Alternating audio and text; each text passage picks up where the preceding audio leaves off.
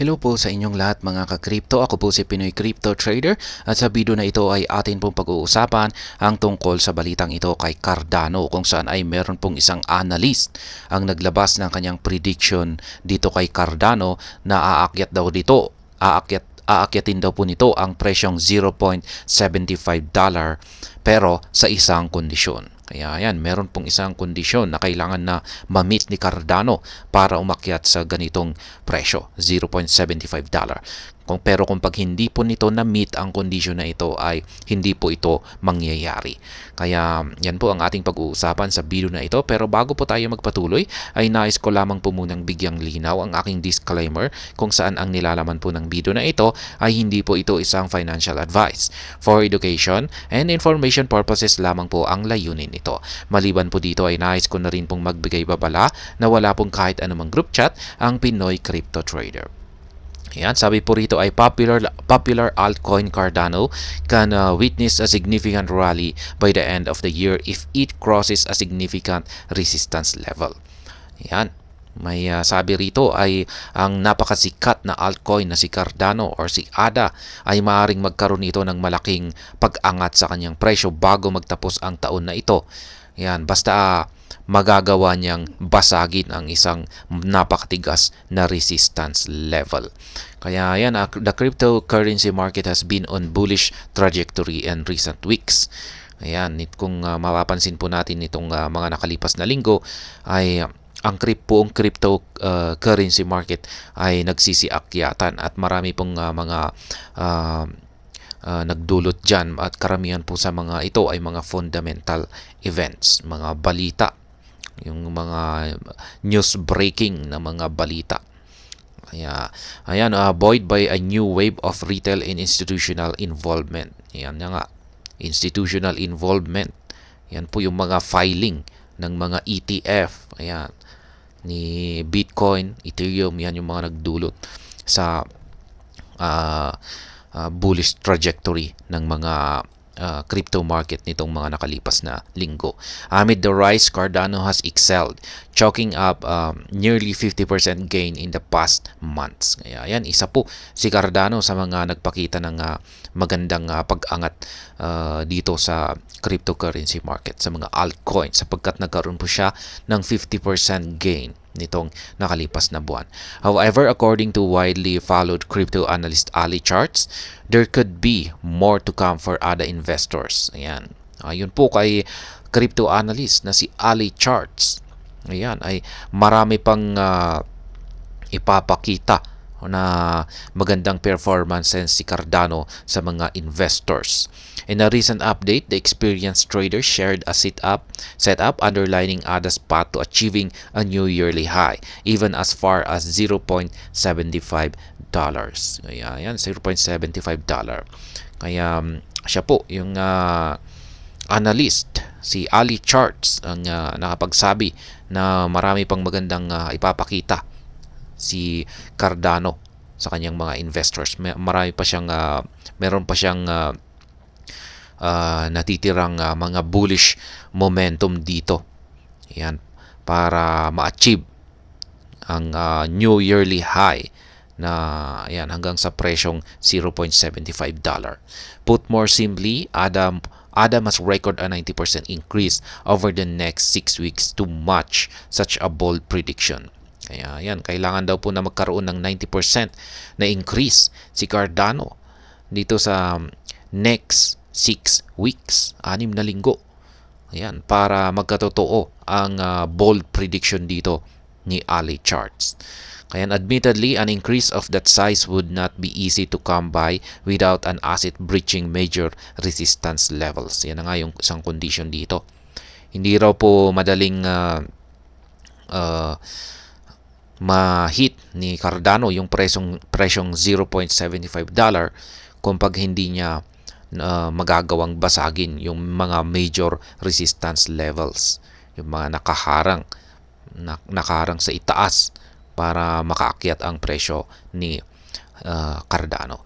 Hence, Ali notes that ADA must break the critical $0.45 resistance mark to climb to $0.75. Kaya yan, Yung matibay po na resistance line natin ay nandito raw po sa $0.45 na level, price level. Kailangan talaga niyang mabasag ito. At ito po yung tinututukan natin. Kung pag nabasag daw ito ay ayan, tuloy-tuloy na raw po siya sa pag-akyat dito sa presyong $0.75. Also, with the year almost running out, the 8th largest cryptocurrency must surpass $0.45 by the first week of December for that wild end of the year rally to remain in play.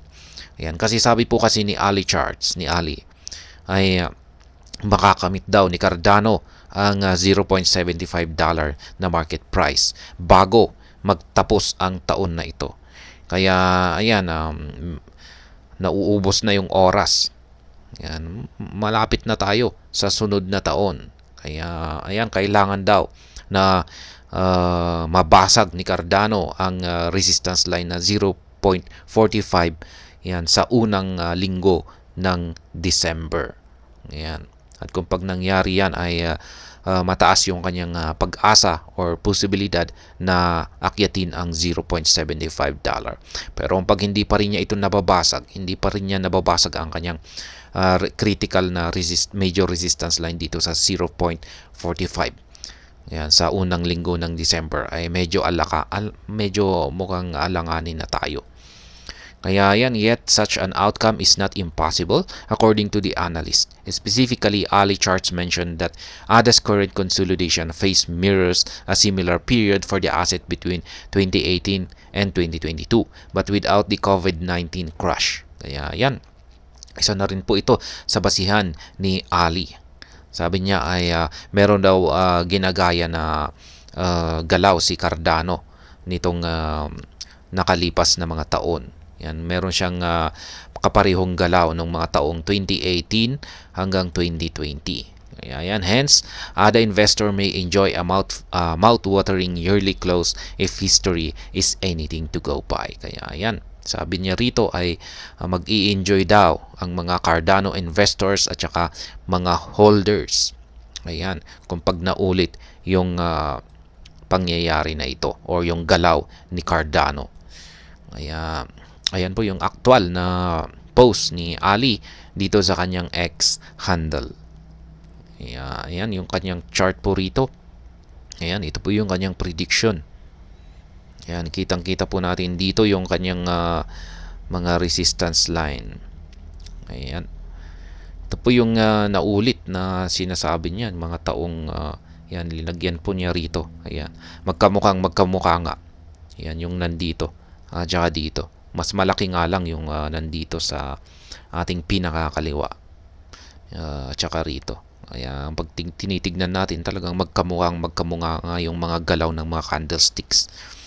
Ayan, Cardano ecosystem growth supports price action.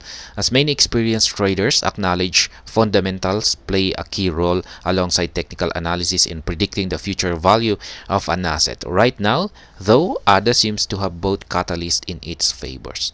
Ayan, totoo po yan. Pagdating ngayon sa crypto markets, ayan, cryptocurrencies, yung mga fundamentals ay meron silang talagang malaki yung impact nila sa galawan ng mga cryptocurrencies. Kaya talagang kasama yan sa pagti-technical analysis or pag-pre-predict sa mga future value ng mga crypto assets. The Cardano blockchain was recently earmarked as the leading platform for the development activity. Additionally, user transactions have reached a new milestones with the total value assets locked across Cardano DeFi protocols on an upward trajectory. Lastly, the asset's recent price increase has been largely led by whale buying activity, supporting predictions that a year-end rally remains on the cards for the ADA. ADA trades at $0.34. Yan po yung kanyang current market price ngayon at the time of writing with a market cap of $13.2 billion. Kaya yan yung mga nakaraang galaw, yung price increase ni Cardano ay influence daw po ito ng mga malalaking whale. Ayan, bumili yung mga whale ng maraming mga Cardano tokens kaya umangat po ang kanyang market price. Kaya ayan, yan po yung technical analysis ni Ali Ayan, ni Ali Charts pagdating dito kay Cardano. Ayan, aakyatit daw po niya yung 0.75 dollar na market price bago magtapos ang taong 2023. Pero sa isang kondisyon na dapat na mabasag niya ang 0.45 dollars na isang major resistance line. At ayun, hanggang dito na lamang po tayo sa video na ito. Sana po ay inyong nagustuhan ang aking paliwanag dito. Kung inyo po itong nagustuhan, pakiclick lamang po ang like button nito. Para naman po sa mga bago lamang dito, kayo po ay aking inaanyayahan para mag-subscribe. Pakiclick na rin po ang bell icon nito dahil ito po ang siyang magsisilbing notification nito sa mga bago kong videos na akin pong ina-upload sa aking YouTube channel na ito. Marami pong salamat sa panonood. Ingat po tayo lagi at God bless po sa ating lahat.